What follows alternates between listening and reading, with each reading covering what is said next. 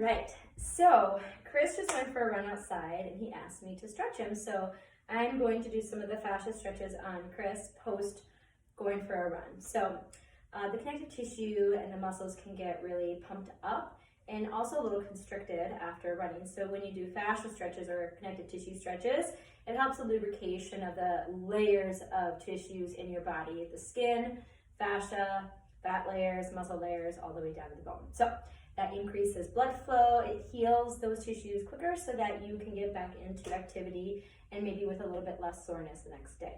Chris, scoot about an inch this way. Okay, so first we're gonna do just the hamstrings because why not? They feel good. I'll go hamstring into quad. So first bring your left knee to your chest, grab both hands underneath your knee. Check in with the pelvis, making sure you're not dipping on either side. So you want to level pelvis, and the person's going to push through the foot that's on the floor, keeping it down. So that's his stability, is using his core to stabilize pelvis and the opposite leg. So we want to shorten the area that we're stretching. So drop your heel all the way down, closest to your glutes as possible. We're going to add resistance. He's going to kick down. Flex your foot a little bit here. And then I'm going to move him in the opposite direction. So go really light. Hamstrings are strong, plus fascia stronger than muscle, so that when the person stretching is getting strengthened, so he has to match his resistance enough to where I can move him. Gently press down. So I'm going to pause. Feel it in your hamstrings and now feel it in your glute a little bit. He just connected a little bit better with it. Keep resisting as I bring him up and towards me. I feel him kind of fight it right about there so I don't go any further. You never go into a full stretch. Pressing down, feel the activation, hamstrings, glutes, and each time he's doing it, it's getting cleaner. So he's able to get the communication from his brain to his nerves to the muscle to contract better. Gently pressing down. And I'm just keeping my body really strong and stable, making sure that I'm pulling from the proper place, not my back, more of my arms and my body weight going back at the same time. Let's do 2 more here. Gently press down. Pulling it up. 1 more time.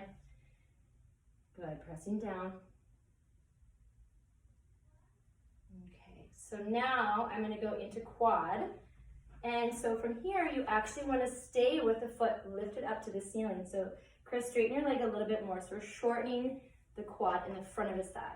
His resistance is going into that shortened area, so he's going to press up towards my hand until I feel the quad kick in.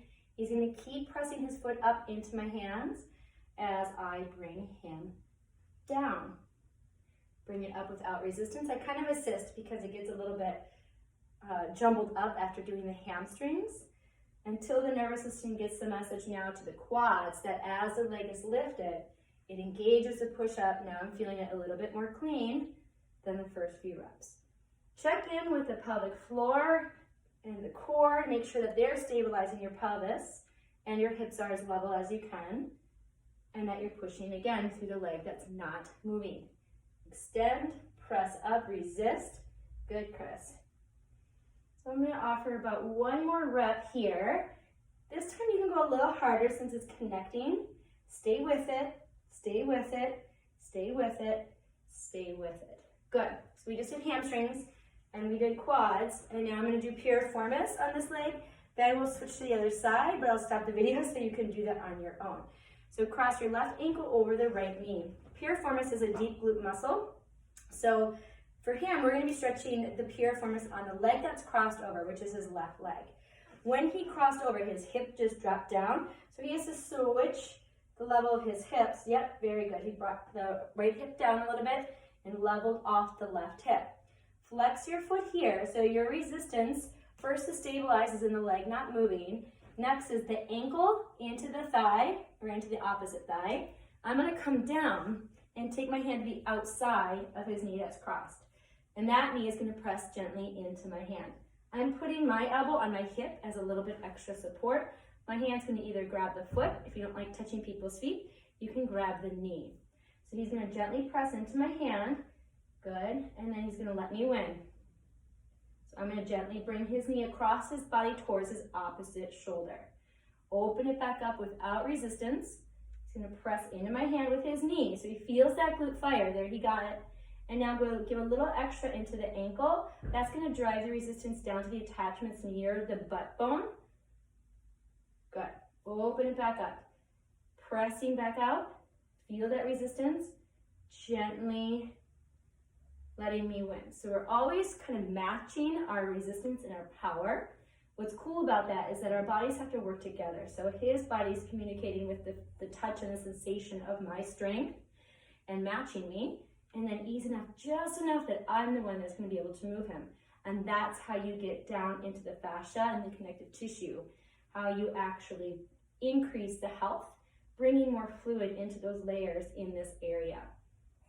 Good. Last one, tummy tight, level hips, press your ankle out, knee out, and then nice and easy. Good.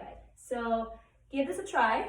You can do it before going for a run, after going for a run, or even before or after yoga class, or whatever it is that you like to do. I just wanted to show you a quick video on kind of the routine that we go through for some of the basic fascia stretches that we use for doing the activities that we love to do. Thanks. Have a great day.